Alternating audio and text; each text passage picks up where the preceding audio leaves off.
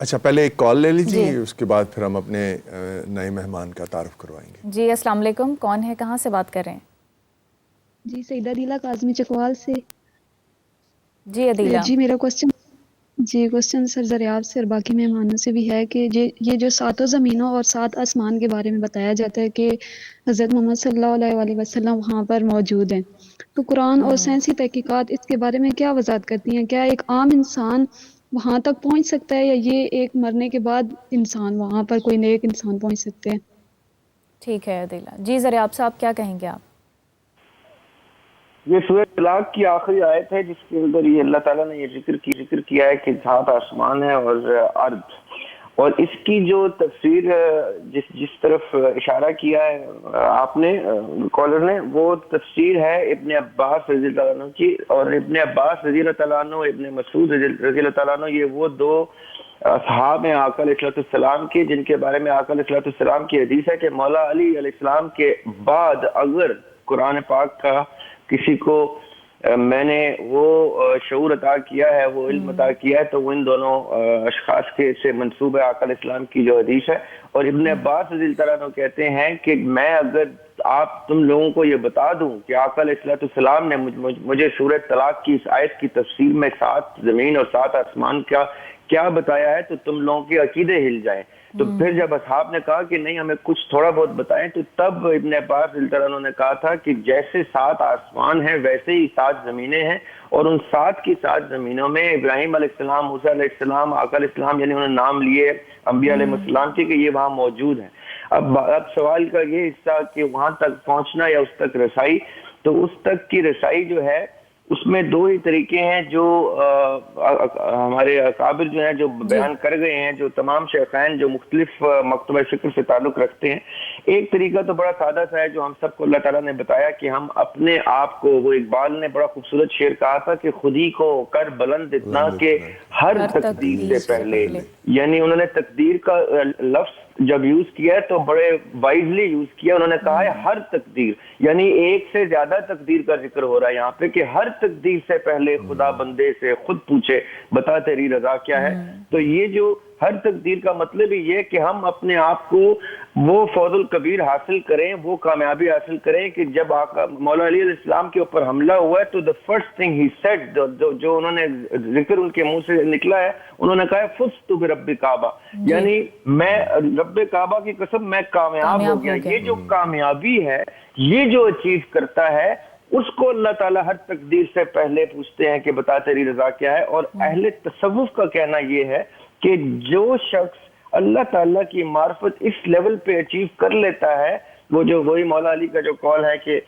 من عرف نفسہ فقد عرف ربہ، تو جو اچیو کر لیتا ہے اس کو پھر یہ انٹری ملتی ہے انٹو ویریس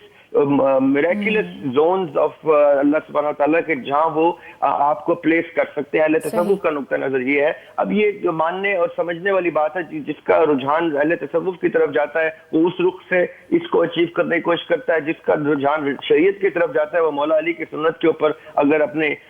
فوز الکبیر حاصل کر لے گا تو اس کے اوپر اللہ تعالیٰ ان معجزات کے دروازے کھول دیں گے۔ جی اہل تصوف کے بارے میں ذکر ہوا، بٹ صاحب میں سمجھتی ہوں کہ سائنس اور ٹیکنالوجی پہ چونکہ بات ہو رہی ہے تو اس پرسپیکٹو میں بھی اس کو دیکھنا ضروری ہے۔ تو حنظلہ صاحب آپ کیا کہیں گے کہ سائنسی تحقیق جو ہے وہ یہ سات آسمانوں کے بارے میں کوئی راز بتاتی ہے؟ دیکھیں اس وقت انسانوں کا بنایا ہوا ایک آبجیکٹ ہے جو 80s میں انسانوں نے لانچ کیا تھا، وہ واحد آبجیکٹ ہے جو انٹرسٹیلر سپیس میں گیا ہے، یعنی جس نے ہمارے نظام شمسی کو کراس کیا ہے، وہ ہمارے نظام شمسی سے باہر جانے میں کامیاب ہوا ہے۔ آج سائنس کہتی ہے کہ کائنات اتنی بڑی ہے کہ اگر ہم ہماری صرف ملکی وے کہکشاں ہیں، ہم روشنی کی رفتار سے سفر کرنے والا کوئی سواری بھی بنا لیں اور ایسی سواری بنائیں تو اس کے باوجود ایک انسان اپنی زندگی میں ملکی وے کراس نہیں کر سکتا۔ یہ اتنی بڑی ملکی وے ہے۔ اور پھر سائنس کہتی ہے کہ وارم ہولز کا کانسیپٹ ہے، پیرلل یونیورسز کا کانسیپٹ ہے۔ تو ابھی تک ہنوز انسانی شعور اس میں نہیں پہنچا کہ وہ یہ تصور کو سمجھے کہ 7 آسمانوں اور 7 زمینوں سے کیا مراد ہے. ممکنہ طور پر کیونکہ قرآن مجید میں اور بھی جگہوں پر 7 لیئرز کو بھی کبھی کبھی وہ کہہ دیتے ہیں. 7 لیئرز کہہ دیتے ہیں, وہ انسان کی ایک پرانی تعبیر تھی, لیکن اب چونکہ میٹا فزکس اور خاص طور پر آسٹرو فزکس کے بعد جب انسان کو اندازہ ہونے لگا ہے کہ یہ کائنات کتنی وسیع و عریض ہے, تو ممکن ہے کہ پیرالل یونیورسز کا یہ ایک کانسیپٹ ہو جو اللہ تعالیٰ نے دیا ہو, لیکن ابھی تک انسانی عقل اس کو سمجھنے سے, اس کا ادراک کرنے سے قاصر ہے. اور یہ ایسا نہیں ہے کہ جو سائنسدان ہیں وہ یہ کہیں کہ نہیں ایسا ایگزسٹ نہیں کرتا, بلکہ اب وہ یہ بات مانتے ہیں کہ کائنات کی اس وسعت کے مقابلے میں ہمارا جو علم ہے, ہمارا جو نالج ہے, اس کو کمپریہینڈ کرنا بھی ہمارے لیے اس وقت ممکن نہیں ہے. ہم اس وقت صرف اتنا جانتے ہیں کہ ہم کتنا نہیں جانتے. صحیح ہے. ہم اپنے نئے مہمان کا تعارف کروائیں. انہوں نے ہمیں جوائن کیا, جناب عامر علی ایلک صاحب. آپ گڈ ول امبیسڈر ہیں سی پیک کے, اور سر ہم آپ سے یہ جاننا چاہیں گے, آپ تو چائنا میں ظاہر ہے بہت عرصہ رہے, اور آپ نے چائنا جو ترقی کی بڑی بڑی منزلیں اس وقت طے کر رہے ہیں, اور ہم اس حوالے سے ابھی بہت پیچھے ہیں. ہم تو ایکسیپٹنس کے لیول پر ہیں ابھی, شاید اس پہ بھی نہیں ہیں. تو آپ ذرا اس حوالے سے ہمیں گائیڈ کریں کہ کس طرح سے ہم بھی ان کی رفتار کے ساتھ مل سکتے ہیں, یا کس طرح سے ہم ان کے مقام تک پہنچنے کی کوشش کر سکتے ہیں. جی بہت شکریہ. چائنا نے جو ترقی کے منازل طے کی, مجھے ابھی ریسنٹلی بھی بلایا گیا تھا, وہاں پہ ایک ان کا میوزیم تھا کہ جو انہوں نے مجھے وزٹ کروایا, کہ جس میں انہوں نے ہائی لائٹ کیا تھا کہ ہم نے یہ ترقی 1 صدی میں نہیں کی, بلکہ اس سے بھی زیادہ ٹائم لگا, لیکن ہم نے اس کنسسٹنسی کو نہیں چھوڑا جو ہمارے لیڈرز نے شروع کی تھی. اور ان کے وہ تمام لیڈرز جن کے نام ہم چیئرمین ماؤ کے نام سے یا چون لائی کے نام سے جانتے ہیں. میں جاننا چاہوں گا کہ اس کے لیے باقاعدہ ایک میوزیم ہے. اس کے لیے ایک باقاعدہ میوزیم ہے, اور اس میوزیم میں ان لوگوں کی تصاویر بھی رکھی گئی ہیں جو کہ اینٹی ماؤ ہیں, وہ سوشلسٹ تھے, لیکن ان کے ماؤ سے نظریات تھوڑے اختلاف کرتے تھے, لیکن انہوں نے انہیں اپنی تاریخ کا حصہ بنایا ہے. انہیں بنا کے پھر انہوں نے اس کنسسٹنسی کا ذکر کیا ہے کہ ہم نے اس تسلسل کو کیسے قائم رکھا. ہم پاکستانی بحیثیت قوم ہم ہمیشہ کہتے ہیں ہم بہت ٹیلنٹڈ ہیں, الحمدللہ ہم بہت ٹیلنٹڈ ہیں, مے بی ہمیں ایک ڈائریکشن کی ضرورت ہے. اور وہ ڈائریکشن ہمیں کیسے مل سکتی ہے کہ جب ہمیں یہ پتا ہو کہ ہماری اگلی 20, 30, 40 سال کی پالیسی وہ اس ٹریک پہ کام کرے گی. صحیح. تو جب چیئرمین ماؤ نے انقلاب لے کے آئے تو فرسٹ تھنگ ہی ڈیڈ کہ انہوں نے کہا جی کہ سب سے زیادہ جو اگر آپ کو ترقی میں ضرورت ہے دیٹ از کہ آپ کے پاس فولاد کی انڈسٹری ہو, اسٹیل انڈسٹری کی بہت ضرورت ہے کسی بھی ملک کی بیس کو بنانے کے لیے. دین ہی برنگ اپ دا ایگریکلچرل ریولوشن,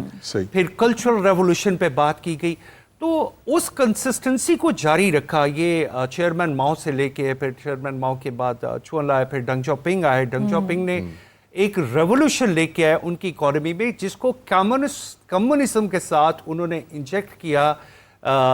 کیپٹلزم کو, اور جس سے ایک بڑا ریولوشن یہ آیا کہ پوری دنیا کی ایک انڈسٹری بن گئی, وہ چائنا.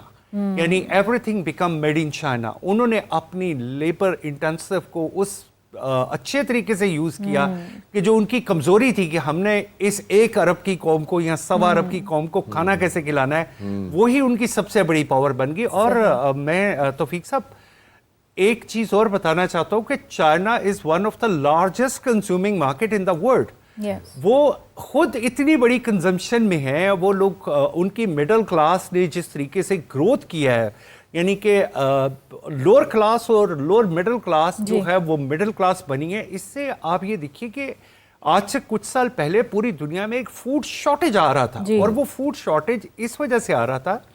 کہ چائنا میں جو middle class lower middle class ہے, اور جو لوور کلاس ہے وہ لوور مڈل کلاس اور مڈل کلاس میں کنورٹ ہوا, جس کی وجہ سے and they bring out almost, اگر انہوں نے 90 کروڑ لوگوں کو پاورٹی لائن سے باہر لے آئے ہیں. آج چائنا کی پر اینم انکم $16,000 ہے, ویئر ایز پاکستان کی پر اینم انکم $1,600 ہے. تو دس از آل بیس آف دا ٹیکنالوجی. لیکن وہاں پہ یونیورسٹیز میں جو کام ہو رہا ہے, جو ریسرچ ہو رہی ہے, جو مجھے بہت سی یونیورسٹیز میں ایکسپیرینس ہوا, बीजिंग यूनिवर्सिटी है, छिंगवा यूनिवर्सिटी है, one of the leading universities in the world right now. तो वहाँ पे the way they have their research fellows, और वो जो उनका रिसर्च का एक बजट है वो इतना ज़बरदस्त है। और फिर उन्होंने अपने प्राइवेट इदारों को इंगेज किया अपने रिसर्च सेंटर्स के साथ कि आप इनको रिसर्च बजट दें और ये आपको रिसर्च इंसेंटिव जो है ना वो निकाल के देंगे। और उसका नतीजा ये है कि चाइना में हर रोज कोई ना कोई नई चीज बन रही है, छोटे लेवल पे या बड़े लेवल पे। तो this is all what not happen like in a decade. ये एक कंसिस्टेंसी थी उनकी पॉलिसी की, और उन्होंने जिस तरह अपने आप को ट्रांसफॉर्म किया, और जिस तरह आज उन्होंने आज चाइना को, अगर आप वहाँ जाते हैं, although they have some control on the dollar flow, but other than that वो मुझे तो यहाँ से ज़्यादा एक कैपिटलिस्टिक इकॉनमी नज़र आ रही है कि जहाँ पे एक सिटी दूसरे सिटी के साथ, यानी लाहौर और गुजरांवाला, वो अपने दरमियान इंटरसिटी एग्रीमेंट कर सकती है टेक्नोलॉजी के, डेवलपमेंट के, इंफ्रास्ट्रक्चर के, और इस चीज़ पे भी एग्रीमेंट कर सकते हैं कि अगर हम एक मोटरवे मिल के बना लेते हैं तो उसमें से कौन सा सिटी कितना शेयर लेगा। ये तो अभी तक मुझे पाकिस्तान में तो ये चीज़ नज़र नहीं आई कि आप यहाँ पे तो इंटर प्रोविंशियल नहीं हो रहा, जी जी जी, तो वहाँ पे तो इंटर सिटी ऐसे माहदे होते हैं, फिर इंटर प्रोविंशियल ऐसे माहदे होते हैं।